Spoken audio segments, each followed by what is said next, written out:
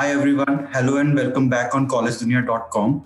Today we are joined with Captain Chandramowleeswaran. He is currently serving as principal of Himt College. So thank you so much, sir, for joining us today. Collegedunia team and I are really honored to have you here. Pleasure is mine, Nishan. Good to be of some service. Yes, sir. So please tell us about your journey as principal of Himt College and how do you describe your leadership style in education sector? Just to go back a little bit, I started my C career way back in 1976. I did my pre-C training on T.S. Rajendra in Bombay. And then I had been sailing with an Indian company called India Steamship and then moved over to a Hong Kong-based Volume Ship Management. And I quit sailing in 1995. As a master. After having sailed as a master for a few years, I decided to come back ashore. And though I wanted to take up education as one of my top priorities, fate took me the other way around, and I did about over 21 years of commercial shipping. Okay. And I worked for a commercial company in agency house, J.M. Bakshi and the company, for about 21 years till 2016. But the desire to come back to the teaching and the training was there. So 2016, I hung up my boots over there and came back over here. And having been in as sort of a resident of Chennai, I took it up as a visiting faculty with a couple of institutes, with the HIMT being one of them. And in 2019, incidentally, it so happened that my predecessor met with a little premature demise, which prompted the management and CEO to look for someone to head the institution. So after about dilly-dallying for a few months, because taking up a responsibility for the future of so many boys is not something which you can do it overnight. Yes, so after weighing the pros and cons, I took over last year. It's been fruitful for the last, I would say, 18, 19 months apart from being a faculty. Yes, one is the passion for teaching, and the other one, molding the career and mentoring the boys. I think the present day generation of 18 and 20, sometimes they do not know what they want, though most of the time I am with them. Actually speaking, I am with them, and a lot of them know exactly what they want. But the only thing is they find a little bit at sea, so to say, that they don't know how to reach the goal or how to move forward.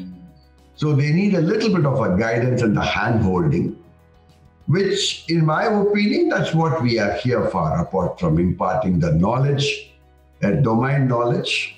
More importantly, I think it's a mentoring or being a friend, coming down to their level and understanding their sort of problem, so to say. It's not a problem from my point of view, but for them, it's a question of life and death. Even, breaking off from a girlfriend itself is a life and death for them. Exactly. So when that becomes the case, yes. If you ask me what is my teaching style, each and everyone over here in the college is a son to me. He's my child. And more importantly, a grown-up child. A grown-up child doesn't remain a child. You have to treat him as a friend. So open the doors for him to come and give his views, his problems, his issues. It can be very minimal or a very trivial one. So my style is very open. I'm very open to the boys. I'm very strict with the boys. They know very well. But at the same time, I'm very open to their listening to them and trying to find a solution. I think that's how I would put it, Nishan. That's great, sir. Like, you have mentored a lot of students. So please share your insights how Himt College can be more welcoming for the students of different races or economic backgrounds. Fine. Okay. At the outset, I must tell you that the students we have today, even today, come from absolutely different stratas of life. Especially we have a course what is called a general purpose rating, where quite a lot of boys are coming from that strata of life who do not probably own a roof over their head. So it's so difficult that they find it to find a place where a job out at sea is going to be the base for themselves as well as for their family. They have so much of responsibility. Some of them come with taking loans. Some of them pledge their homes to come over here. Now, what we do normally over here, I think one of the first things which we try to inculcate in these boys is that, yes, you might have come from a different strata of life, but the opportunities are the same. Don't think that it is going to be the, okay, I'm joining a GP rating, I'm going to remain a crew for the rest of my life. No. There are quite a lot of people who are going to grow into being a master of a vessel. So I think that's the first thing what we try to inculcate is we invite them. Yes, one of the major drawbacks, or I would rather say impediments, is their command over English. This profession being an international one, you definitely need to know a certain amount of English to understand, to make yourself understood. Because standards are going to be across the same, whether you are coming from Philippines, whether you are from China, whether you're from India. And more importantly, the job what you do on board, it is a question of a precarious one. You are dealing with nature. So you cannot afford to make a mistake. So to make them comfortable, first thing what we do is we tell them all of you are same to us. Whether you are a son of a rich man who's born with a golden spoon, or you don't have a spoon at all. I mean, both are possible. So it's absolutely fine with us. And that sort of a self-confidence and the motivation is something which we try to inculcate. And second thing is we do encourage people coming from a lower level. We give them a certain amount of scholarships. Academic is one, as well as this particular economic background also attracts a certain amount of scholarships. That's great, sir. So, like you joined last year. So, joined back last year. So, what's your long-term vision plan for the students to excel in not only academic lives, also in their professional lives? Right. Like, I think that's a very pertinent question in the sense that, see, academically or syllabus-wise, it is more or less set down. We are governed by the certain directives by an organization called IMO, which is of international nature, which lays down the rules and regulations with respect to the type of training, the type of education that should be imparted.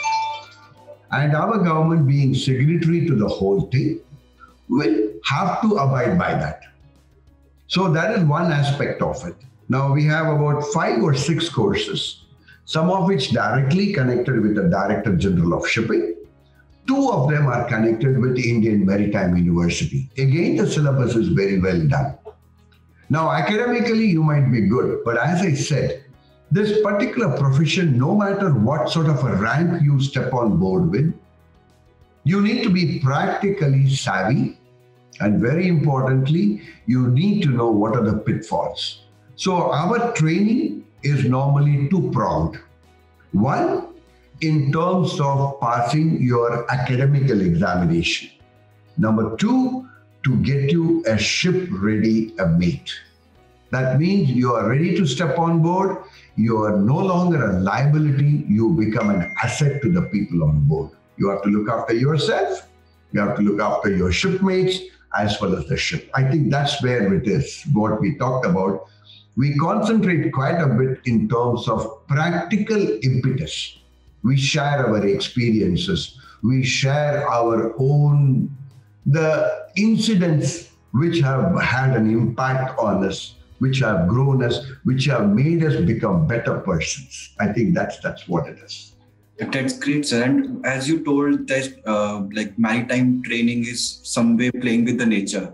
So what were the challenges you faced to uplift the quality of education of your institute? Fine. As I said, sticking to the syllabus, passing the exam is, I think, one of the easiest things what we can think about. Because as you all know, unfortunately, the education in our present system is more of a medium of instruction, not an education. So now to convert it to practical is what we do. So while we keep getting our good people who are in different stages of life out at sea, sailing people, sailing masters, sailing chief engineers, or the people who have made a name for themselves in other fields coming from this industry. We call them over to the college to talk to the boys. What exactly is it expected out of you? What is it like? There is one beautiful saying which we keep mentioning to the boys.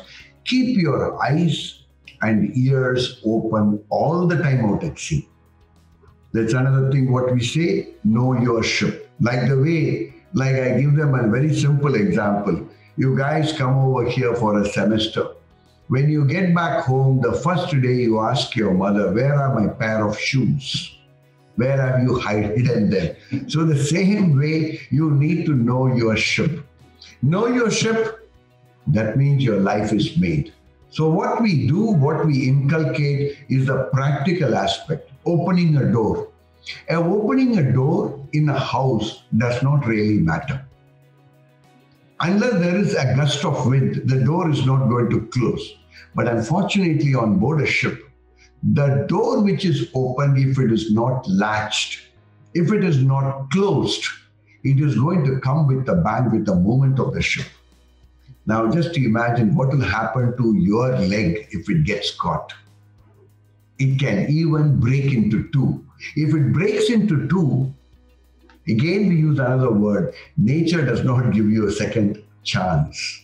If you lose your leg, your career is lost. So this sort of an example, this sort of a, what do you call, similes, what I personally felt is we try to compare it with what is happening around us, that the boys are able to understand and grasp better. So that will make them better seamen. It's great, sir. So also tell us, like, what is the HIMT's greatest strength?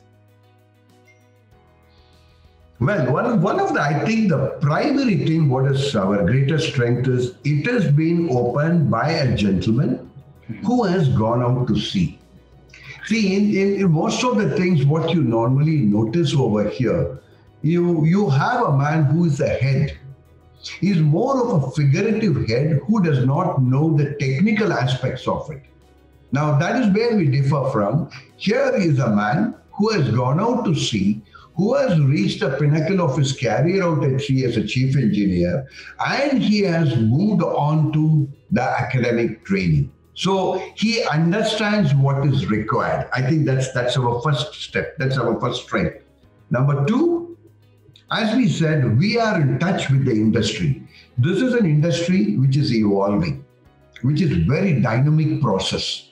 Now you are talking about driverless car, and I'm quite sure, I hope somewhere you have read, we are talking about autonomous ships. We want ships to run from A to B without anyone on board. So the technology is moving so fast and so rapidly that we need to keep in touch what is happening around us. After every incident or a disaster out at sea, there will be an investigation which brings out a certain things, based on which there are rules which are made and based on which there are certain amount of training which is imparted. So unless we are in touch with this industry like this, I think that's our another strength. Number three is our faculty. Faculty, not only we have people like me who have stopped sailing for 20 years back, we also have people who are just stepping out of the ship. So they know the latest trend. And last but not the least, I think where we are making a thing is Our strength are our boys, our students, our alumni. We try to tell them, we try to inculcate them. I'm so proud to say that most of them, I would rather say, there will be exceptions. Most of them realize that they have taken a step in the right direction. Provided they take the right path, they will reach the pinnacle of their career. Great, sir. Great. So, like at Collegedunia, we have millions of students, those look for admissions in various institutions. So, any suggestions or message you would like to give to the current youth or aspiring students? I would only say this much. Some people say going out at sea is very dangerous. Now, my point is, crossing a road in a busy intersection is more dangerous than going out at sea. Exactly. The safety standards are absolutely high. That's number one. Exactly. Number two, yes, some years back, this profession was the only one which was giving you a good amount of money, so to say. The salary with levels used to be high. Now today, if you study well, you can start and you can make as much money ashore as what you can make on board. So I don't think that is a very major problem in terms of money. Yes, in the initial stages, when you are 21, 22, suddenly you become a third officer or a fourth engineer, you start seeing 1.5, 2 lakhs of rupees in your hand, you feel very great, good. The another important thing about this particular profession is somewhere down the line, in a matter of about 10 to 12 years, you are in a position to switch career and make a new career ashore, which I do not think any other career offers you. You are dealing with nature. The nature brings out the best. You don't fight with it. You respect it. You learn to respect the water. Tsunami, you people have seen what can water do to us. But imagine a vessel of 250,000 tons is being tossed about out at sea. You are like a paper boat. Then you realize what is your size. That means it makes a man out of you. When I say a man out of you, we take female cadets as well, in the sense that it brings out the best in you. So at the age of 32 to 33, you are ready to face the world. There are quite a few master mariners, chief engineers who are ship owners, who have reached the pinnacle of their career and they are contributing more and more. To the youngsters, here is an opportunity to conquer the world. Instead of working in 10 different countries, you work on board with 10 different nationalities. My God, what an experience that is. It gives you a lots and lots of satisfaction. So the youngsters, please come out, pursue this career. After 10, 12 years, you pursue something else, which is equally good, if not better. Thank you so much, sir, for sharing your golden views and your so much enriching experience. We were really glad to have you here. We have really learned a lot. So thank you so much, sir, for joining us today. Not at all, Nishan. It has been a pleasure. Good luck to you. God bless. Thank you so much, sir. Same to you, sir.